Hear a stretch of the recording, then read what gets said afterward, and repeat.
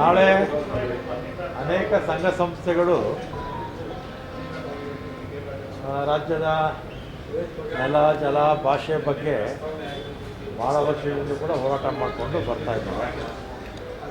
ನಾಳೆ ಮೊನ್ನೆ ನಡೆದಂಥ MES ಕಡೆಯವರು ಗಲಾಟೆ ಮಾಡಿದ್ರು ಮತ್ತು ನಮ್ಮ ಬಸವರಿಗೆಲ್ಲ ಕಲ್ಲು ಹೊಡೆದ್ರು ಮತ್ತು ಈ ವಿಚಾರವಾಗಿ ಅವರು ಬಂದಿಗೆ ಕರೆ ಕೊಟ್ಟಿದ್ದಾರೆ. ನೈತಿಕವಾಗಿ ಅವರ ಬಂದು ಅವ್ರು ಮಾಡೋದು ಕರೆ ಕೊಟ್ಟಿರೋದು ಅದು ನಮ್ಮ ನೆಲ ಜಲ ಭಾಷೆ ಬಗ್ಗೆ ಅವ್ರಿಗೆ ಇರ್ತಕ್ಕಂಥ ಕಾಳಜಿ ಅರ್ಥ ಆಗುತ್ತೆ. ಮತ್ತು ಸಾರ್ವಜನಿಕರಿಗೂ ತೊಂದರೆ ಆಗಬಾರ್ದಲ್ಲ. ಯಾಕೆಂದರೆ ಪ್ರತಿದಿನ 1 ಕೋಟಿ ಜನ ನಮ್ಮ KSRTC ಬಸ್ಗಳಲ್ಲಿ ಓಡಾಡ್ತಾರೆ. ಮತ್ತು ಎಕ್ಸಾಮ್ಸ್ ಕೂಡ